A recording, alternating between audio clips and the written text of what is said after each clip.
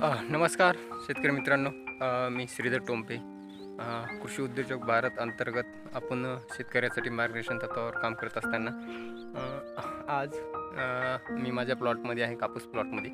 आपण पाहतो आहोत हा कापूस प्लॉट चांगल्या पद्धतीने माल आहे. जवळपास 25-30च्या पुढे बोंड पकून निघालेले आहेत आणि आता जवळपास हाईट म्हणलं तर एक 5 फुटाच्या जवळ हाईट गेलेली आहे कापसाची. आपण पाहत आहोत हा सगळा प्लॉट.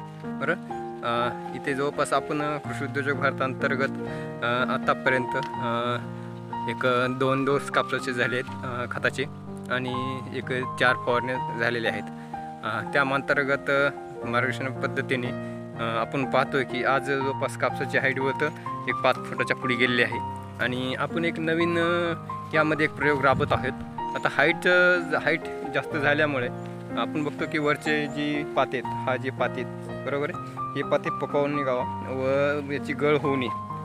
तर याची गळ होऊ नये यासाठी आपण एक प्रयोग करतो. आता काही ठिकाणी आपण बघतो की शेंडे खुडण्याची किंवा अनेक पद्धती आहेत, पण आपण कृषी उद्योगामध्ये एक नवीन प्रयोग पद्धत अवलंबून केलेली आहे.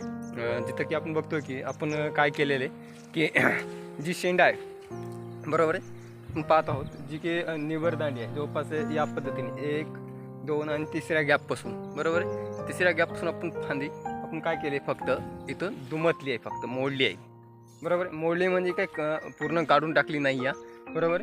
तर तिथं आपण काय केलं आहे, ते सूर्यप्रकाशामध्ये पूर्व दिशेने हवेची जशी दिशा आहे त्या पद्धतीने आपण याला दुमतून घेतलं आहे बरोबर. यांनी काय होणार आहे की वरची साल फाटली नाही पाहिजे एवढी काळजी घ्या, कारण की यामध्ये मधली जी रेड म्हणतो आपण, हड्डी म्हणतो किंवा जी कापसाची आहे ती मोडली तरी पण आपण डबल हे जॉईंट होऊ शकतो, आणि वरची फांदी साल्टही खराब नाही झालं तर बरोबर.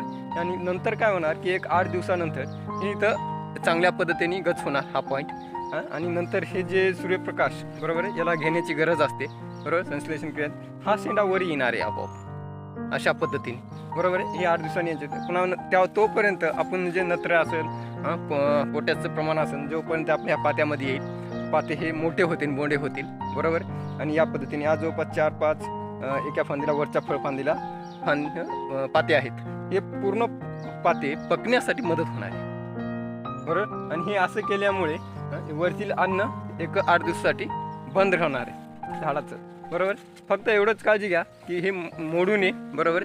हे या पद्धतीने आपण याला दुमतून घ्यायचं आहे. मी कसं करतोय बघा, फक्त काय करायचं आहे इथं बोटाने हे करायचं असं आणि याला दाबून घ्यायचं आहे, हे पहा. ओके, या पद्धतीने.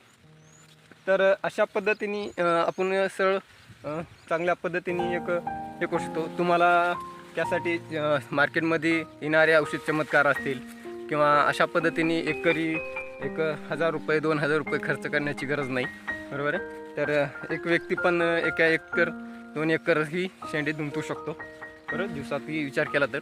आणि या माध्यमातून आपला खर्च बी कमी होईल आणि दुसरी गोष्ट आहे की तुम्हाला उत्पन्नात भर व्हायला नक्कीच मदत होईल. हा प्रयोग कसा वाटतो नक्की सांगा. आणि आपल्या ग्रुपमध्ये शेतकऱ्यांना मार्गदर्शन तत्वावरून मदत केली जाते, त्यासाठी शेतकऱ्यांनी सहभागी होऊ शकता. त्यासाठी माझ्याशी कॉन्टॅक्ट करू शकता. कृषी उद्योजक भारतांतर्गत आपण सेंद्रिय माध्यमातून आणि कमी खर्चात जास्त उत्पन्न देण्याचा निर्धार केलेला आहे. त्यामध्ये अनेक शेतकरी सहभागी झालेले आहेत, तरी पण अनेक इच्छुक शेतकऱ्यांनी नक्की लाभ घ्यावा. धन्यवाद.